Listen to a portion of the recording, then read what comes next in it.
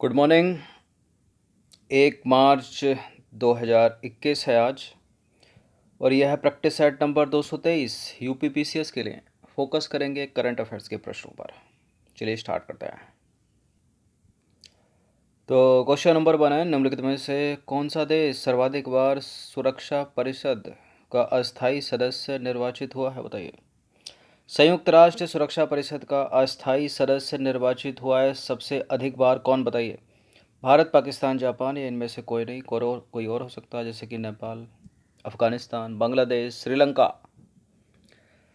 देखिए इनमें जो है ना, इसका उत्तर भारत नहीं है। पहली बात तो इसका उत्तर है जापान, ऑप्शन नंबर सी।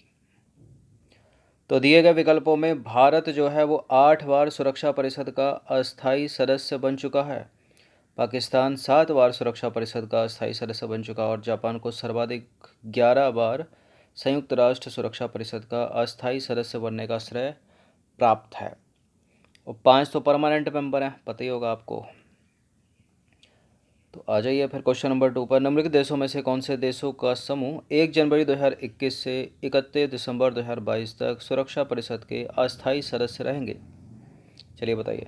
1 जनवरी 2021 से 31 दिसंबर 2022 तक सुरक्षा परिषद, संयुक्त राष्ट्र सुरक्षा परिषद के अस्थायी सदस्य कौन से देश होंगे?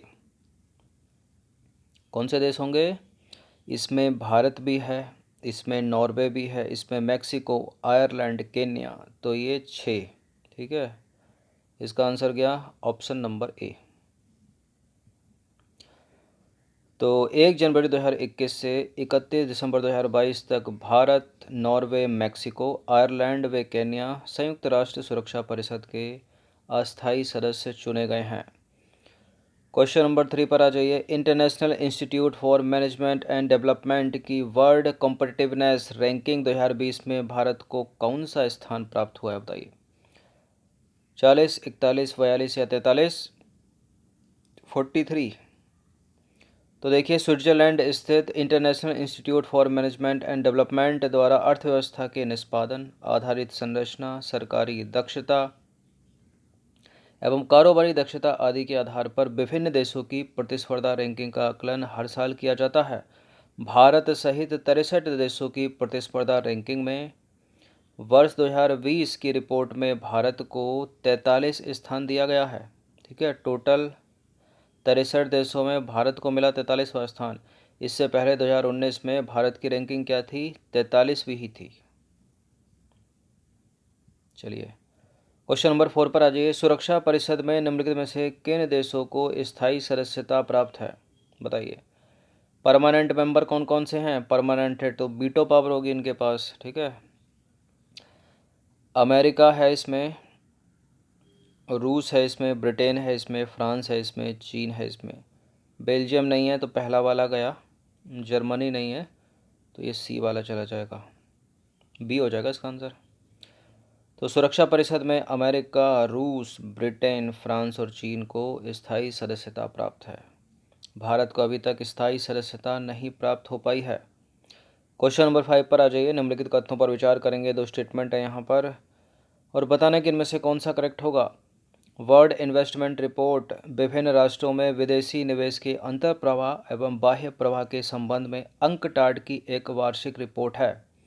तो वर्ल्ड इन्वेस्टमेंट रिपोर्ट को कौन निकालता है? अंकटाड निकालता है। अभी स्टेटमेंट करेक्ट हुआ नहीं है वैसे। चलिए, अंकटाड संयुक्त राष्ट्र संघ का व्यापार एवं निवेश से संबंधित एक निकाय है जिसकी स्थापना हुई थी 1964 में। क्या अंकटाड संयुक्त राष्ट्र संघ का व्यापार एवं निवेश से संबंधित निकाय है या स्वतंत्र निकाय है कोई? ये देखिए, संयुक्त राष्ट्र संघ का ये करेक्ट है। दूसरा वाला स्टेटमेंट, पहला वाला भी करेक्ट है। वर्ल्ड इन्वेस्टमेंट रिपोर्ट अंकटाड ही निकालता है, सी। तो दोनों के दोनों करेक्ट हो गए। तो वर्ल्ड इन्वेस्टमेंट रिपोर्ट विभिन्न राष्ट्रों में विदेशी निवेश के अंतर्प्रवाह एवं बाह्य प्रवाह के संबंध में अंकटाड की वार्षिक रिपोर्ट है, ठीक है।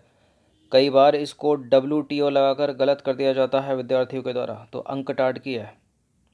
देखिए, अंकटाड संयुक्त राष्ट्र संघ का व्यापार एवं निवेश से संबंधित एक निकाय है जिसकी स्थापना 1964 में हुई थी। अंकटाड का मुख्य उद्देश्य है विदेशी व्यापार एवं निवेश में वृद्धि करके विकासशील देशों के विकास में सहायता पहुंचाना, डेवलपिंग कंट्री के, ठीक है, विकास में सहायता पहुंचाना। क्वेश्चन नंबर 6 पर आ जाइए। निम्नलिखित में से कहाँ पर अंकटाड का मुख्यालय है, बताइए। रोम, जिनेवा, प्रिटोरिया या बीजिंग। अंकटाड का मुख्यालय कहाँ पर है? जिनेवा में, स्विट्जरलैंड के जिनेवा में। बहुत सारे मुख्यालय स्विट्जरलैंड के जिनेवा में है।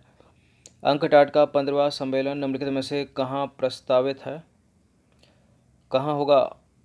Barbados, Bridgetown. तो अंकटाड का सम्मेलन हर साल जो है 4-4 वर्षों के अंतराल में होता है।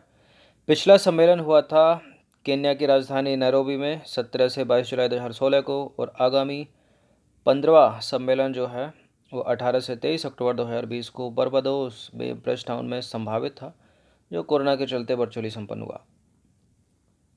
क्वेश्चन नंबर 8 पर आ जाइए। निम्नलिखित कथनों पर विचार करेंगे तो स्टेटमेंट यहाँ पर बताने के इनमें से कौन सा करेक्ट होगा। चीनी उत्पादन के मामले में भारत का विश्व में ब्राज़ील के बाद दूसरा स्थान है। भारत में चीनी उत्पादन में अग्रणी स्थान या क्षेत्र उत्तर प्रदेश का है। चीनी उत्पादन में भारत दूसरा है, तीसरा है?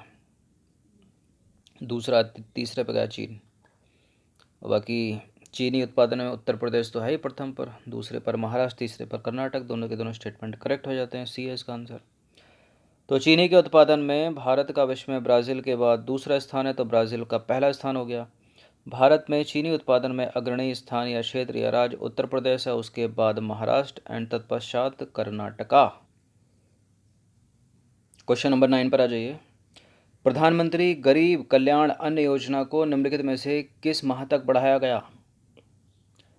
देखिए, प्रधानमंत्री मोदी के द्वारा यह योजना जो है मार्च 2020 में शुरू की गई थी, गरीबों को आर्थिक मदद देने के लिए, ठीक है। फिर इसकी अवधि जो है वो जून 2020 में समाप्त हो रही थी, लेकिन उन्होंने फिर से बोला और इसको बढ़ा दिया गया नवंबर 2020 तक, ठीक है। नवंबर 2020 तक इसको बढ़ाया गया था। तो कोरोना संक्रमण के परिणाम स्वरूप प्रभावित गरीबों की मदद करने के लिए प्रधानमंत्री मोदी ने प्रधानमंत्री कल्याण अन्न योजना, प्रधानमंत्री गरीब कल्याण अन्न योजना की घोषणा जो है 26 मार्च 2020 को घोषित आर्थिक पैकेज के तहत की गई थी, ठीक है। इसकी अवधि 30 जून 2020 को समाप्त हो रही थी, लेकिन प्रधानमंत्री द्वारा राष्ट्र के नाम संबोधन यह योजना नवंबर 2020 तक बढ़ाई गई थी। क्वेश्चन नंबर 10 पर आ जाइए। निम्नलिखित में से किसको स्विट्जरलैंड में भारत का नया राजदूत नियुक्त किया गया है? ये तीनों के तीनों किसी न किसी जगह जो है भारत के नए राजदूत हैं।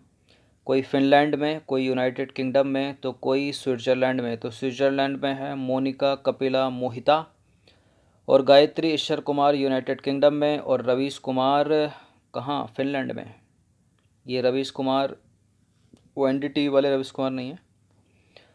तो श्रीमती मोनिका कपिल मोहिता को स्विट्जरलैंड में भारत की नई राजदूत जून 2020 में नियुक्त किया गया। श्री रवीश कुमार को फिनलैंड में भारत के नए राजदूत के रूप में नियुक्त किया गया, ठीक है। गायत्री ईश्वर कुमार को यूनाइटेड किंगडम में भारत की नई राजदूत या उच्चायुक्त जून 2020 में नियुक्त किया गया। क्वेश्चन नंबर 11 पर आ जाइए। हाल ही में निम्नलिखित में से भारतीय तेल निगम का चेयरमैन किसे नियुक्त किया गया है? कौन है भारतीय तेल निगम के नए चेयरमैन? बिमल जुल्का तो है नहीं, श्रीकांत माधव वैध, ऑप्शन नंबर बी। तो 1 जुलाई 2020 को सार्वजनिक क्षेत्र की महारत्न कंपनी भारतीय तेल निगम का चेयरमैन श्रीकांत माधव वैध को नियुक्त किया गया है। इस तरह का प्रश्न यूपी पीसीएस कभी भी इस तरह से नहीं करेगी जैसे 11वां प्रश्न पूछा गया है। हमेशा इसके लिए बनाती है वो मैच करने के लिए, ठीक है। और 3-4 रख के एक ही में पूछ लेती है। क्वेश्चन नंबर 12 पर आ जाइए।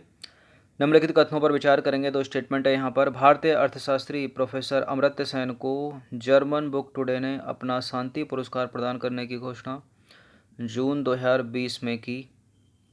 अमर्त्य सेन को 1999 में भारत रत्न से सम्मानित किया गया था। मिल चुका है क्या अमर्त्य सेन को भारत रत्न? बिल्कुल मिल चुका है, 1999 में। करेक्ट है दोनों के दोनों स्टेटमेंट। सी है इसका आंसर। क्वेश्चन नंबर 13 पर आ जाइए। कोरोना महामारी के चलते 2020 में निम्नलिखित में से किस पुरस्कार के वितरण को रद्द कर दिया गया? बताइए। ऑस्कर, मैग्सेसे, रिचर्ड डॉकसन पुरस्कार या उपरोक्त में से कोई नहीं। Ramon Magsaysay, option number B, Dawkins है वो। तो कोरोना संक्रमण के चलते वर्ष 2020 में मैग्सेसे पुरस्कारों के वितरण को रद्द कर दिया गया। एशिया के नोबेल पुरस्कारों के रूप में प्रसिद्ध है रेमन मैग्सेसे पुरस्कार, ठीक है। यह पुरस्कार जो है वो मनीला स्थित रेमन मैग्सेसे फाउंडेशन द्वारा दिवंगत राष्ट्रपति रेमन मैग्सेसे की स्मृति में हर साल 31 अगस्त को उनकी पुण्यतिथि पर दिए जाते हैं। तो 2020 में इसको रद्द कर दिया गया था। कौन सी बार रद्द किया था? तीसरी बार रद्द किया था, ठीक है। चलिए इसका उत्तर पहले ही बता दिया मैंने। क्वेश्चन नंबर 14 पर आ जाइए। रेमन मैग्सेसे पुरस्कार वर्ष 1958 से प्रदान किए जा रहे हैं। वर्ष 2020 में पहली बार रेमन मैग्सेसे पुरस्कारों का वितरण रद्द किया गया है। तो अभी तो बताया पहली बार नहीं रद्द किया गया है, तीसरी बार रद्द किया गया था, ठीक है। पहला वाला करेक्ट है स्टेटमेंट, दूसरा वाला गलत है, तो ए इसका आंसर हो जाएगा केवल।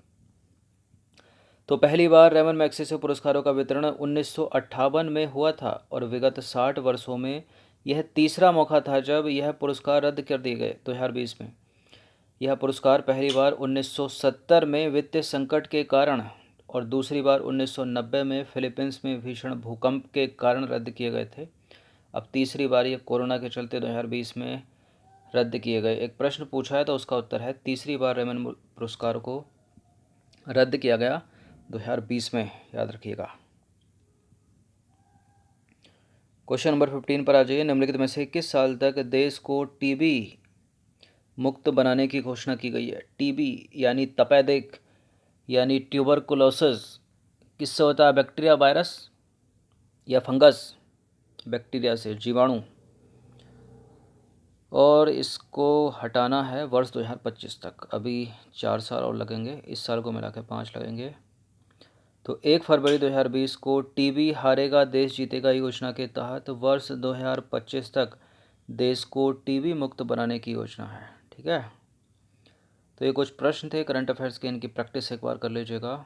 इस पूरी की पूरी टेस्ट सीरीज़ की प्लेलिस्ट का लिंक आपको डिस्क्रिप्शन बॉक्स में मिल जाएगा। वहाँ पर आप टेस्ट नंबर 1 से लेकर 223 तक पहुँच सकते हो। हर दिन प्रैक्टिस करते रहिए। धन्यवाद।